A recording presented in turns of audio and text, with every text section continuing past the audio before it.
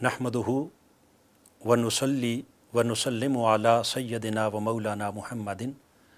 रसूलिहिन नबिय्यिल अमीनिल मकीनिल हनीनिर रऊफिर रहीम।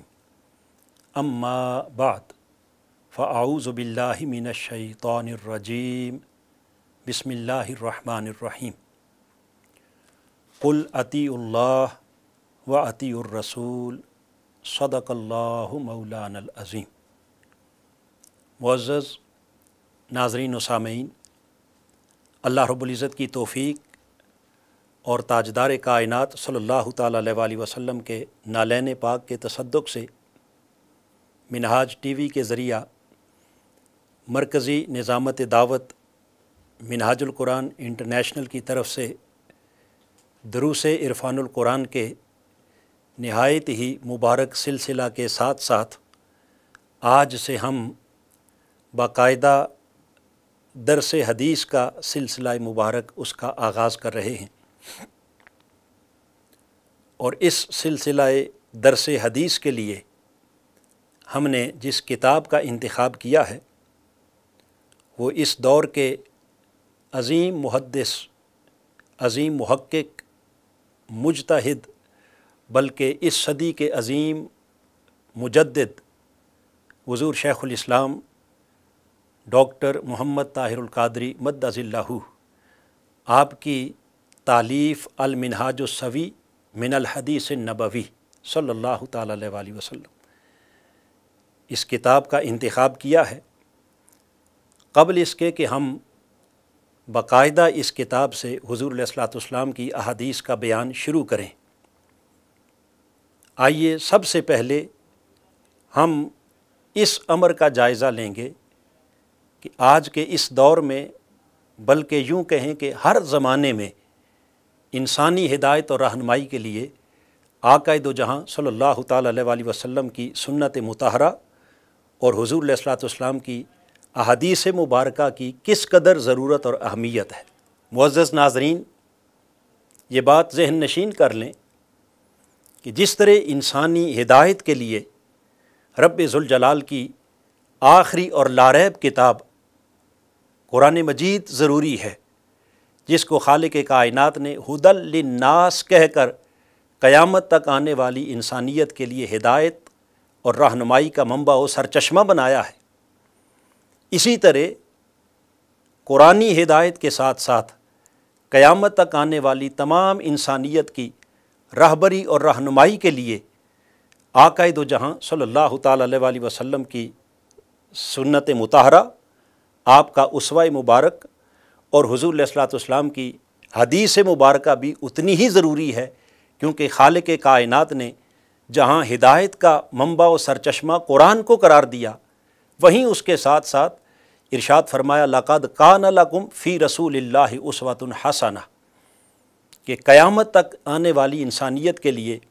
अपनी ज़िंदगी गुजारने का सबसे बेहतरीन और सबसे हसीन नमूना वो ताजदार कायनात सल्लल्लाहु तआला अलैहि वसल्लम की ज़ात अक़दस में है। यानी हुज़ूर अलैहिस्सलातु वस्सलाम के अक़वाल में, हुज़ूर के अफ़आल में आका अलैहिस्सलातु वस्सलाम की पूरी हयात मुक़द्दसा। तो मुअज़्ज़ज़ नाज़रीन, हुज़ूर अलैहिस्सलातु वस्सलाम के वो अक़वाल और वो अफ़आल जिनको अल्लाह रब्बुल इज़्ज़त ने उसवा-ए हसना करार दिया है, वही दर हकीकत आका अलैहिस्सलातु वस्सलाम की सुन्नत भी है और वही हुज़ूर अलैहिस्सलातु वस्सलाम की अहादीस मुबारका भी है। यही वजह है कि खालिक कायनात ने कुरान मजीद के अंदर जा बजा जहाँ अपनी इताअत का हुक्म दिया, वहीं अपने रसूल सल्लल्लाहु तआला अलैहि वसल्लम की इताअत का भी हुक्म दिया। कुरान मजीद की सूरह आले इमरान इसकी आयत नंबर 32 में खालिक कायनात ने फरमाया कुल अतीउल्लाह व अतीउर रसूल, ए मेरे हबीब सल्लल्लाहु तआला अलैहि वसल्लम, आप अपने ग़ुलामों से कह दें और तमाम उम्मत से फरमा दें कि ए लोगो आओ अल्लाह की इताअत करो और अल्लाह के रसूल की इताअत करो। तो जहाँ अल्लाह ने अपनी इताअत की बात की, वहीं साथ अपने रसूल की इताअत का भी हुक्म दिया। मुअज़्ज़ज़ नाज़रीन, अब यहाँ अल्लाह रब्बुल इज़्ज़त दो हस्तियों की इताअत का हुक्म दे रहा है, एक अपनी ज़ात और एक अपने रसूल की ज़ात। आक़ाए दो जहाँ की इताअत तो بڑی واضح ہے، یعنی حضور علیہ الصلوۃ والسلام کے اقوال مبارک اور حضور علیہ الصلوۃ والسلام کے فعل مبارک کو اپنے لیے حسین نمونہ بنا کر ان کی اقتداء کرنا، پیروی کرنا، یہ حضور کی اطاعت ہو گئی۔ مگر سوال یہ ہے کہ ہم اللہ رب العزت کی اطاعت کیسے کریں، جب کہ خالق کائنات کے کلام کو نہ ہم براہ راست اپنے کانوں سے سن سکتے ہیں، نہ اس کے کسی فعل اور عمل کو اپنی آنکھوں سے براہ راست دیکھ سکتے ہیں، اور نہ ہی اس ذات کا ہم اپنے تخیل میں اور اپنے تصور میں اور اپنی عقل میں کہیں تعین کر سکتے ہیں کہ اس ذات کے احکامات کیا ہیں اور ان احکامات کی ہم کیسے اقتداء اور کیسے پیروی کریں۔ تو یقیناً ذہن اس طرف جائے گا کہ اللہ رب العزت کی اطاعت کا ایک ہی راستہ ہے، اور وہ اللہ رب العزت کا آخری کلام قرآن مجید ہے، یعنی وہ احکامات جو اللہ رب العزت نے قرآن مجید میں نازل فرمائے ہیں، ان تمام احکام قرآنی کو ماننا اور ان کے مطابق عمل کرنا، یہی در حقیقت اطاعت الہی ہے۔ مانا کہ اطاعت قرآن ہی اطاعت الہی ہے، چونکہ قرآن اللہ کا کلام ہے۔ مگر معزز ناظرین، یہاں پھر یہ بات بڑی قابل توجہ ہے کہ قرآن کو جب ہم نے اللہ کا کلام مانا تو اس کے کلام الہی ہونے کی ہمارے پاس سند کیا ہے؟ اس کے کلام الہی ہونے کی ہمارے پاس دلیل کیا ہے؟ کیا ہم نے رب کائنات کو بولتے ہوئے، اس کی زبان مبارک سے نکلتے ہوئے کلمات کو سنا؟ کیا کسی نے جبرائیل امین کو آتے دیکھا؟ حتیٰ کہ وہ صحابہ کرام جن کی مقدس زمانے میں قرآن اتر رہا تھا اور جو اس مبارک دور میں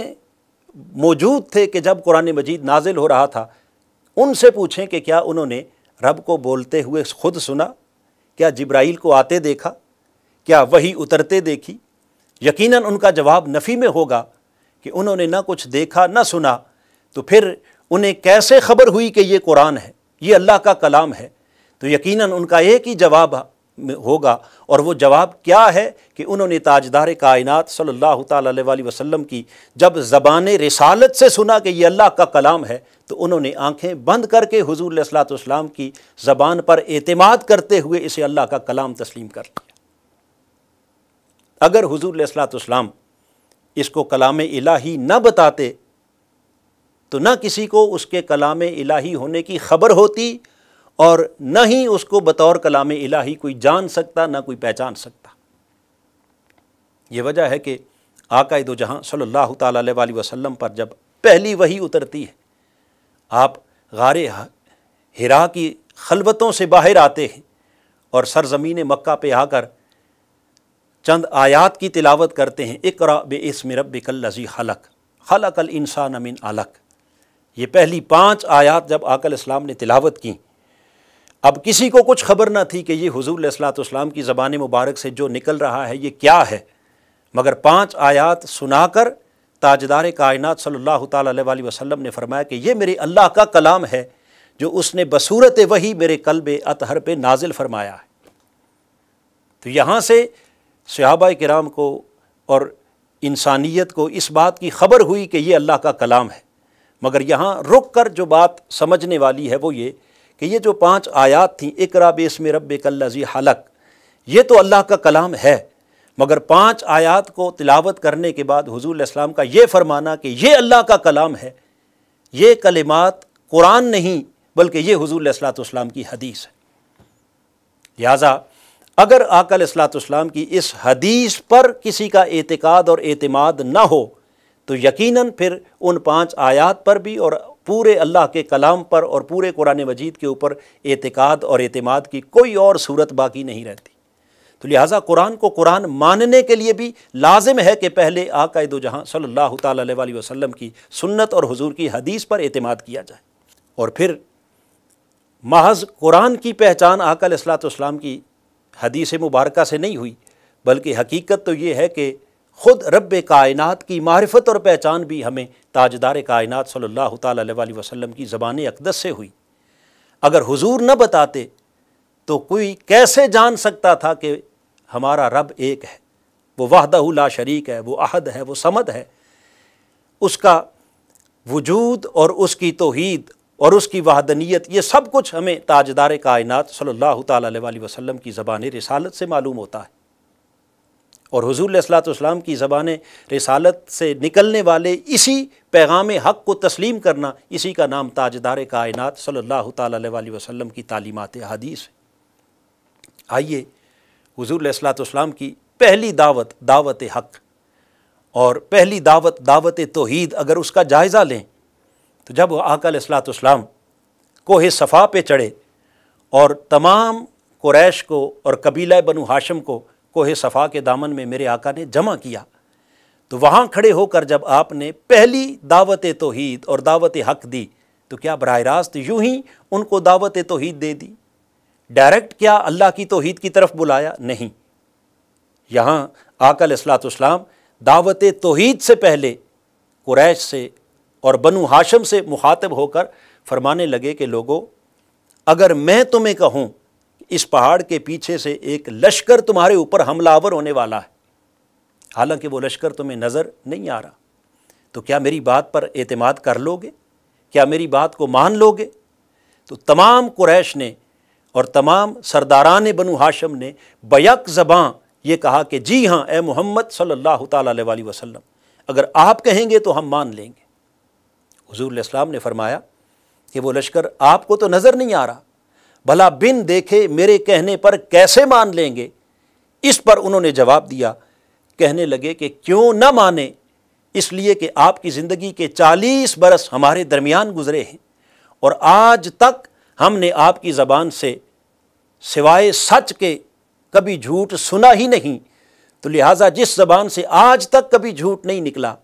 اور جس زبان کی صداقت کی ہم سب گواہی دیتے ہیں، یقیناً اگر ہماری آنکھ دیکھ پائے یا نہ دیکھ پائے، آپ کہیں گے تو ہم بن دیکھے آپ کے کہنے پر اعتماد کر کے اسے مان لیں گے۔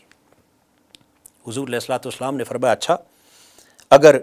میری زبان پر تمہیں اس قدر اعتماد اور اس قدر یقین ہے تو آؤ پھر میں تمہارے سامنے ایک بہت بڑی حقیقت بے نقاب کرنے لگا ہوں، تمہارے سامنے ایک بہت بڑی دعوت رکھنے لگا ہوں۔ تاجدار کائنات صلی اللہ تعالیٰ علیہ وسلم نے تب ان قریش کو مخاطب کر کے فرمایا اچھا، اگر میری زبان پر اتنا یقین ہے تو آؤ میں اعلان کر رہا ہوں، قولوا لا الہ الا اللہ تفلحون، کہہ دو کہ اللہ کے سوا کوئی معبود نہیں، اللہ کے سوا کوئی مسجود نہیں، اللہ کے سوا کوئی لائق عبادت نہیں، اللہ کے سوا کوئی لائق بندگی نہیں، بس الا اللہ، اسی ایک رب کے سامنے جو وحدہ لا شریک ہے سر بسجود ہو جاؤ، اسی کی بارگاہ اقدس میں اپنا سر بندگی اور سر نیاز جھکا دو، تفلحون، اس دنیا میں بھی اور آخرت میں دونوں جہاں میں حقیقی کامیابی کی ضمانت تمہیں میں عطا کرتا ہوں۔ اب جب قریش نے آقا دو جہاں صلی اللہ تعالیٰ علیہ وسلم کی زبان مبارک سے یہ پہلی دعوت، دعوت حق، یہ پہلی دعوت، دعوت توحید، اور یہ پہلا پیغام لا الہ الا اللہ سنا، تو اس پیغام لا الہ سے پہلے حضور علیہ الصلوۃ والسلام نے انہیں جس حقیقت کی طرف متوجہ کیا وہ آقا دو جہاں صلی اللہ تعالیٰ علیہ وسلم کی زبان رسالت پر اعتقاد اور اعتماد تھا۔ لہٰذا اس پہلی دعوت کو قبول کر کے جن لوگوں نے، جو لوگ اللہ کی توحید پر ایمان لائے، تو یقیناً انہوں نے توحید خداوندی کو بعد میں مانا اور حدیث مصطفیٰ کو اور زبان مصطفیٰ سے نکلنے والے ان کلمات کو سب سے پہلے تسلیم کیا۔ تو لہٰذا جب تک حضور علیہ الصلوۃ والسلام کی سنت اور آقا کی احادیث کو نہ مانا جائے، اس وقت تک یقیناً رب کی ذات پر ایمان لانا بھی انسان کے لیے ممکن نہیں رہتا۔ اور پھر اگر قرآن مجید کا مطالعہ کریں اور اس میں غور و فکر کریں تو اہل حق نے تو ہمیشہ جب بھی حق کو پہچانا، انہوں نے اپنی عقل و خرد سے نہیں پہچانا، انہوں نے اپنے علم اور اپنی تحقیق سے نہیں، بلکہ اہل حق نے جب بھی حق کو پہچانا وہ واسطہ نبوت سے پہچانا، وہ واسطہ رسالت سے پہچانا، چونکہ بغیر واسطہ نبوت اور بغیر واسطہ رسالت کے نہ حق کی شناسائی ہو سکتی ہے اور نہ ہی بارگاہ حق تک رسائی ہو سکتی۔ یہ وجہ ہے کہ قرآن مجید سورہ بقرہ کے اندر حضرت سیدنا یعقوب علیہ السلام کا ذکر کرتا ہے کہ جب آپ کی وفات کا وقت قریب آیا اور اپنے وصال کے وقت سے پہلے آپ نے اپنے تمام بیٹوں کو، فرزندگان کو اپنی بارگاہ میں بلایا، اور بلا کر حضرت سیدنا یعقوب علیہ السلام نے اپنے بیٹوں سے فرمایا ما تعبدون من بعدی، اے میرے بیٹوں ذرا مجھے بتاؤ تو صحیح کہ میرے بعد تم کس کی عبادت کرو گے۔ اس پر قرآن کہتا ہے کہ ان بیٹوں نے جواب دیا نعبد الہک و الہ آبائک ابراہیم و اسماعیل و اسحاق الہا واحدا، اے ابا جان ہم آپ کے بعد اس الہ کی عبادت کریں گے، الہ کا جو آپ کا معبود ہے، و الہ آبائک اور جو آپ کے آباء و اجداد کا معبود ہے، حضرت ابراہیم کا رب ہے، حضرت اسماعیل کا، حضرت اسحاق کا، الہا واحدا، اور وہی جو وحدہ لا شریک ہے، ہم اسی کی عبادت کریں گے۔ اب یہاں جو بات بڑی قابل دھیان ہے وہ یہ کہ آپ نے تو صرف اتنا پوچھا تھا کہ میرے بعد کس کی عبادت کرو گے، جواب بڑا سادہ تھا کہ ہم ایک اللہ کی عبادت کریں گے، مگر انہوں نے ڈائریکٹ ایک اللہ کی عبادت کہنے کے بجائے کہا کہ الہک جو آپ کا الہ ہے، جو آپ کے آباء و اجداد کا الہ ہے، جو حضرت ابراہیم کا، حضرت اسماعیل کا، حضرت اسحاق کا، یعنی بتانا یہ مقصود ہے کہ اس وحدہ لا شریک کی ہم عبادت کریں گے کہ جس کا الہ ہونا ہم نے آپ نے بتایا ہے، جس کے الہ ہونے کی خبر حضرت ابراہیم نے دی ہے، حضرت اسماعیل نے دی ہے اور حضرت اسحاق نے دی، یعنی ہم اس کو، اس وحدہ لا شریک کو اپنے علم سے، اپنی عقل سے، اپنی خرد سے، اپنی تحقیق سے نہیں، بلکہ ہمارے پاس اس کے رب ہونے کی دلیل الہک، چونکہ آپ نے اسے اپنا الہ مانا ہے، آپ کے آباء و اجداد نے، ابراہیم، اسماعیل نے، ان مقدس انبیاء نے جس کے الہ ہونے کی خبر دی ہے، بس ہمارے لیے بھی ہم بھی اسی الہ وحدہ لا شریک کی عبادت کریں گے۔ تو آپ نے دیکھا کہ اہل حق کے پاس رب ذوالجلال کی ذات کو ماننے اور اس کی توحید پر ایمان لانے کا راستہ ہی فقط ایک ہے جس کو قرآن بیان کر رہا ہے، اور وہ راستہ واسطہ نبوت ہے، وہ راستہ واسطہ رسالت ہے۔ تو لہٰذا اس واسطہ نبوت اور رسالت اور اس واسطہ سنت اور سیرت کو چھوڑ کر کوئی شخص نہ تو رب کو پہچان سکتا ہے اور نہ ہی رب کو مان سکتا ہے۔ تو جب اس ذات کا جاننا بھی اور اس ذات کا ماننا بغیر واسطہ نبوت کے ممکن نہیں، تو پھر اس کے احکامات کے اوپر عمل پیرا ہو کر ہدایت اور رہنمائی حاصل کرنا یہ واسطہ نبوت کے بغیر کیسے ممکن ہو سکتا ہے؟ یہ وجہ ہے کہ خالق کائنات نے قرآن مجید کے اندر جا بجا ایک مقام پر نہیں بلکہ ہر مقام پر جہاں اپنی اطاعت کی بات کی، وہیں ساتھ اطیع اللہ و اطیع الرسول، لوگو اللہ کی بھی اطاعت کرو اور اللہ کے رسول کی بھی اطاعت کرو، چونکہ رسول کی اطاعت کے بغیر رب کی اطاعت کا کوئی سورس، کوئی ذریعہ اور کوئی راستہ یقیناً ممکن نہیں ہے۔ تو معزز ناظرین، اب جب قرآن مجید ہمیں جا بجا اطاعت الہی کے ساتھ اطاعت رسول کی طرف متوجہ کر رہا ہے، اور بات یہاں بھی ختم نہیں کی بلکہ اس حد تک قرآن نے کہہ دیا من یطع الرسول فقد اطاع اللہ۔ سورہ النساء کی آیت نمبر 80 میں رب کائنات نے فرمایا کہ حقیقت میں میری اطاعت صرف وہی کر سکتا ہے جو میرے رسول کی اطاعت کرے گا، یا یوں کہہ لیں کہ رسول کی اطاعت ہی در حقیقت اللہ کی اطاعت ہے۔ تو یہاں سے یہ بات روز روشن کی طرح عیاں ہو گئی کہ رسول کی اطاعت کے بغیر، رسول کی فرما برداری کے بغیر، رسول اللہ صلی اللہ تعالیٰ علیہ وسلم کے اسوہ حسنہ کے بغیر اور آقا علیہ الصلوۃ والسلام کی تعلیمات کے بغیر اور حضور کی سنت اور حدیث کے بغیر اللہ کی اطاعت کا ہمارے پاس کوئی راستہ نہیں۔ مگر یہاں ایک لمحے کے لیے ذرا اطاعت الہی کے اس حکم کے اوپر اگر تھوڑا سا غور کریں تو معزز ناظرین، رب کائنات نے جہاں فرمایا اطیع اللہ، اللہ کی اطاعت کرو، تو اطاعت کے لفظ پر غور کریں تو اس کا مادہ اشتقاق ہے طوع، جو کرہن کی ضد ہے، جس کا معنی ہے کسی کے سامنے برضا و رغبت، قلبی میلان کے ساتھ کسی کے سامنے جھک جانا، یہ ہے طوع، اس کو اطاعت کہا۔ اور اس کے مقابلے میں کرہن، جس کا معنی ہے کہ کسی کے سامنے بامر مجبوری جھکنا یا کسی کی بات کو مجبوراً تسلیم کرنا، یہ کرہن ہے۔ اس کو قرآن مجید میں اللہ رب العزت نے ارشاد فرمایا وَلَهُ أَسْلَمَ مَنْ فِي السَّمَاوَاتِ وَالْأَرْضِ طَوْعًا وَكَرْهًا، ہر کوئی اس کی بارگاہ میں جھکا ہوا ہے، سر تسلیم خم کیا ہوا ہے، مگر کچھ طوعاً برضا و رغبت جھکے ہوئے ہیں اور کچھ کرہن بامر مجبوری جھکے ہوئے ہیں۔ کئی خوش نصیب ایسے ہیں کہ جو اپنے قلبی میلان کے ساتھ اپنے مولا کی بارگاہ میں جھکے ہوئے ہیں، اور کچھ بد نصیب ایسے ہیں کہ جو جھکنا تو نہیں چاہتے مگر وہ قادر مطلق جب چاہتا ہے ان کی اکڑی ہوئی گردنوں کو پکڑ کر اپنے دربار میں جھکا لیتا ہے۔ جیسے فرعون جیسے بڑے بڑے ظالم اور جابر لوگ کئی آئے جن کو اپنی سلطنت پر، اپنے اقتدار پر اتنا ناز تھا کہ وہ معاذ اللہ خدائی کا دعویٰ کر بیٹھے، مگر خالق کائنات نے جب ان کو اپنی بارگاہ میں جھکانا چاہا تو خود قرآن اس کو بیان کرتا ہے کہ فرعون جیسا ظالم اور جابر وہ بھی جب نیل کی موجوں میں پھنس گیا اور اس کے سامنے موت رقص کرتی ہوئی دکھائی دینے لگی اور وہ اپنی زندگی سے جب مایوس ہو گیا، قرآن کہتا ہے جب وہ غرق ہونے کے قریب پہنچا تو وہ فرعون بھی بول اٹھا، قال آمنت انہ لا الہ الا الذی آمنت بہ بنو اسرائیل، میں اس اللہ پر ایمان لا رہا ہوں کہ جس کے سوا کوئی معبود نہیں، جس کے سوا کوئی مسجود نہیں، جس پر تمام بنی اسرائیل ایمان لائے ہیں، جس کو بنی اسرائیل نے اپنا رب مانا ہے، میں بھی اس کو اپنا رب مانتا ہوں۔ تو گویا ڈوبتے ہوئے وہ رب کی توحید کا بھی اعلان کرنے لگا اور اس کے علاوہ تمام باطل معبودوں کی نفی بھی کرنے لگا اور اس پر ایمان کا اقرار بھی کرنے لگا، مگر کیا خالق کائنات کی بارگاہ سے آواز آئی، بدبخت اب تیرے ماننے کا کیا فائدہ؟ وقت تو وہ تھا جب تجھے شاہی تخت دیا تھا، اقتدار دیا تھا، سلطنت دی تھی، اس وقت تو رب کی توحید کا انکار کرتا رہا، آج بامر مجبوری جب ڈوبنے لگا ہے تو ایک بار نہیں لاکھ بار بھی مانے تو تیرا یہ ماننا تجھے کوئی فائدہ نہیں دے گا۔ تو پتہ یہ چلا کہ حقیقت میں ماننا وہی ہے جو دل سے ماننا ہے، مجبوری کا ماننا نہیں، اس کا کوئی فائدہ نہیں۔ اور دل سے انسان کسی کی اطاعت اسی وقت قبول کرتا ہے جب دل میں اس کے لیے محبت ہو، دل میں اس کے لیے عقیدت ہو۔ اگر دل میں نفرت ہو تو اس شخص کی آپ بات مجبوراً تو مان سکتے ہیں مگر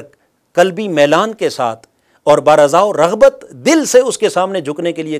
کبھی بھی تیار نہیں ہو سکتے۔ دل سے اسی کے سامنے انسان جھکتا ہے کہ جس کے لیے انسان کے دل میں شدید محبت پائی جائے، جس کو قرآن مجید نے کہا، رب کائنات نے فرمایا والذین آمنوا اشد حبا للہ، کہ سچے ایمان والے صرف وہی ہیں جو شدید اپنے اللہ سے محبت کرتے ہیں، ٹوٹ ٹوٹ کے اپنے رب سے محبت کرتے ہیں۔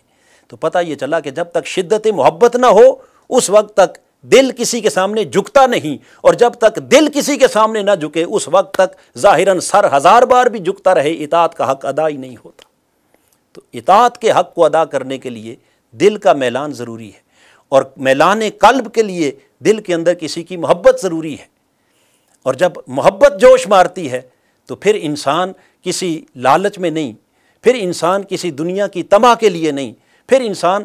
دکھلاوے اور ریا کے لیے نہیں، کسی دنیاوی منفعت اور مفاد کے لیے نہیں، پھر اپنے محبوب کی بات مانتا ہے صرف اس لیے کہ اس کی محبت کا تقاضا ہے کہ محبوب کے سامنے جھک جائے،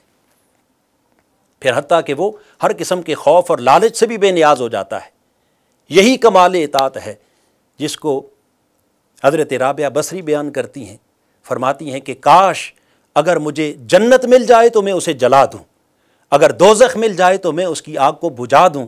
تاکہ اللہ کی اطاعت کرنے والے نہ تو جنت کے لالچ سے اللہ کی اطاعت کریں اور نہ ہی جہنم کے خوف سے اللہ کی اطاعت کریں، وہ اطاعت کریں تو فقط اشد حبا للہ، اپنے رب کی محبت کے سمندر میں ڈوب کر غرق ہو کر اپنے مولا کی اطاعت بجا لائیں۔ تو لہٰذا کمال اطاعت یہ ہے کہ بندہ اپنے رب کی محبت کے جذبہ سے سرشار ہو کر خدا کی بارگاہ میں جھکے۔ اب معزز ناظرین، یہاں پھر جو امر قابل توجہ ہے وہ یہ کہ جب کمال اطاعت کے لیے کمال محبت ضروری ہے تو اب سوال یہ ہے کہ ہم اپنے اللہ سے شدید محبت کریں تو کیسے کریں، اس محبت کو پائیں تو کیسے پائیں؟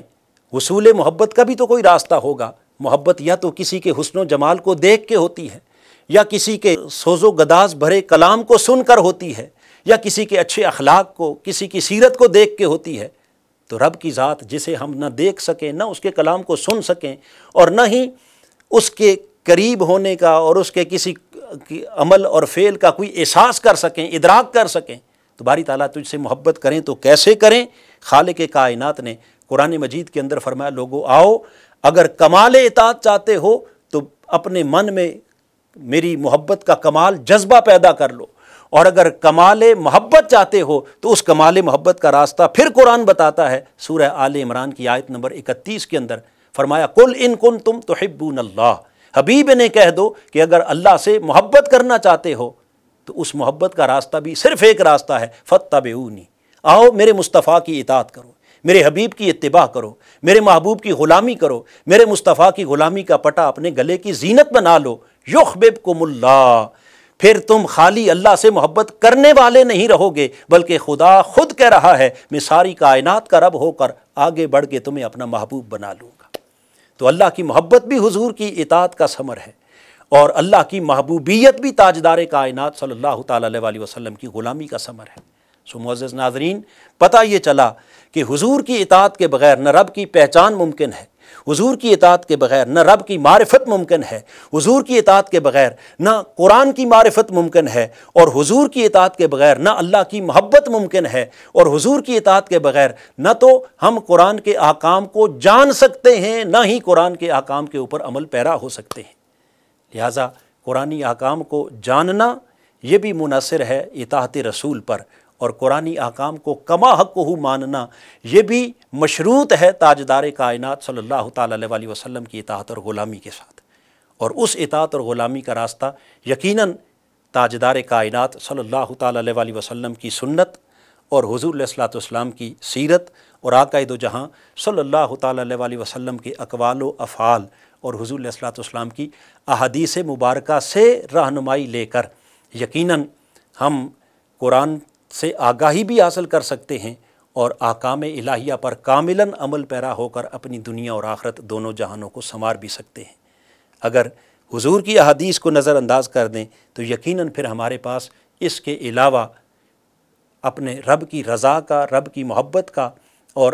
اللہ رب العزت کی بارگاہ سے اترنے والی قرآنی وحی کا اور قرآنی ہدایت پر کاملاً عمل پیرا ہونے کا کوئی اور راستہ نہیں۔ تو لہٰذا جس طرح قرآن مجید کے احکام کو ماننا ضروری ہے، اسی طرح قرآن مجید کے احکام کو عملی جامہ پہنانے کے لیے تاجدار کائنات صلی اللہ تعالیٰ علیہ وسلم کی سنت اور حضور علیہ الصلوۃ والسلام کی احادیث مبارکہ کا علم بھی ضروری ہے۔ چونکہ تاجدار کائنات صلی اللہ تعالیٰ علیہ وسلم کی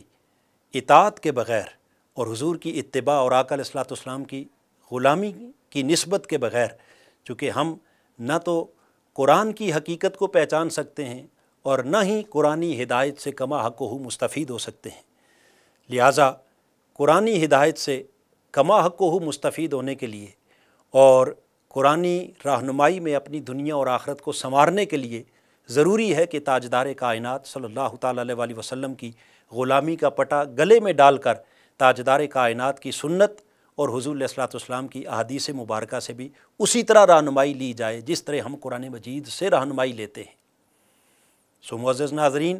ہمارا یہ سلسلہ درس انشاءاللہ اللہ رب العزت کی توفیق سے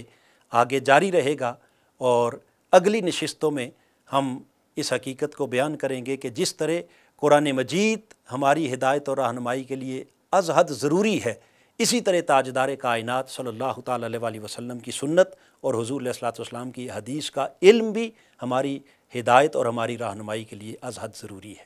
اور اس راہ ہدایت پر گامزن ہو کر اپنی دنیا اور آخرت کو سنوارنے کی توفیق عطا فرمائے۔ وما علینا الا البلاغ۔